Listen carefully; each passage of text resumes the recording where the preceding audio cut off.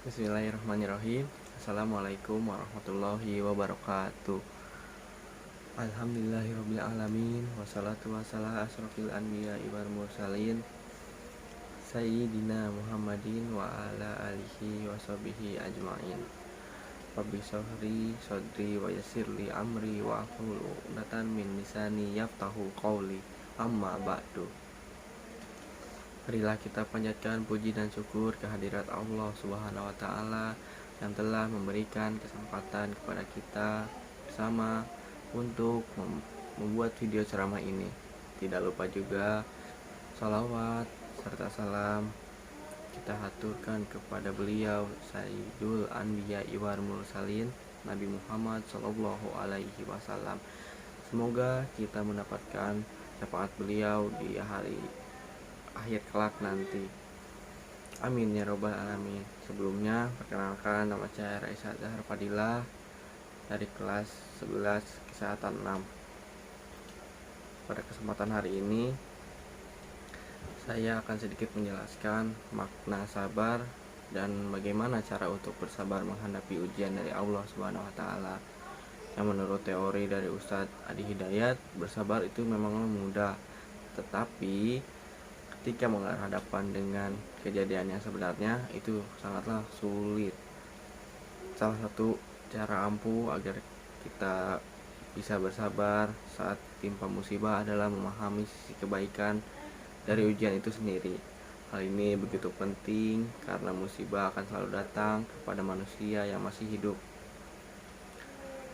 Orang yang bersabar biasanya mereka gembira saat mendapatkan musibah atau ujian dari Allah Subhanahu wa taala. Dikarenakan firman Allah dalam Quran surah Al-Baqarah ayat 155. Firman Allah dalam Quran surah Al-Baqarah ayat 155 yang berbunyi, wala nabnakum bayyim minal khawfi wal ju'i wa qusim minal amwali wal anfusi wat samarat wa basyiril sabiri. Artinya, dan kami pasti akan menguji kamu dengan sedikit ketakutan, kelaparan, ketakutan, harta, jiwa, buah-buahan, dan sampaikanlah kabar gembira kepada orang-orang yang bersabar. Setiap manusia tidak akan lepas dari yang namanya ujian atau cobaan. Bahkan para rasul dan nabi pun juga diuji oleh Allah Subhanahu wa taala menurut kisahnya yang ditulis dalam Al-Qur'an. Di sini saya ingin mengingatkan kepada teman-teman, pada orang yang terdekat saya juga agar berbahagia ketika menghadapi suatu cobaan. Allah Subhanahu wa taala sengaja menurunkan ujian supaya mereka bisa menjadi pribadi yang lebih kuat di masa depan nantinya.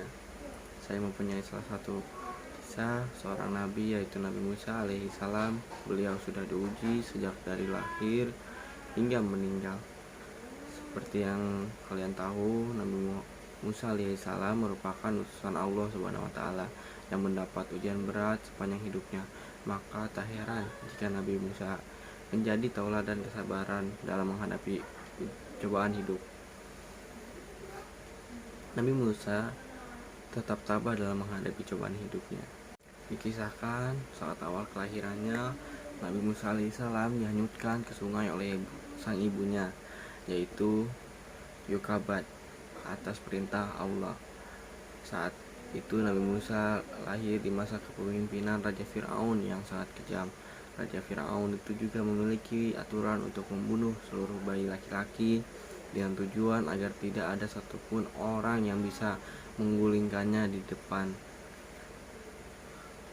masa depan, seperti apa yang sudah diramalkan oleh para penyihir kerajaan saat itu. Cobaan Nabi Musa alaihissalam terus berlanjut hingga ia tumbuh dewasa. Musa mengimbau masyarakat Mesir untuk menyembah Allah dan berbuat kebaikan. Namun, aksi Musa itu malah menyulut emosi seorang Fir'aun. Allah Subhanahu wa taala kemudian memberikan mukjizat kepada Nabi Musa alaihissalam. Tentunya lewat sebuah tongkat. Yang tongkat itu dimana bisa membantu Nabi Musa alaihissalam menyelamatkan kaum Bani Israel. Diceritakan dalam berbagai riwayat, tongkat milik Nabi Musa alaihissalam itu bisa berubah menjadi seekor ular untuk melawan penyihir-penyihir kerajaan.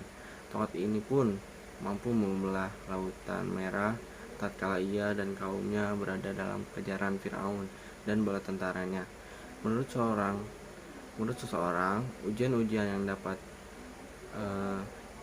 didapat Nabi Musa alaihissalam semasa hidupnya dibuat agar Nabi Isa meningkatkan kesabaran dalam menghadapi umatnya nanti.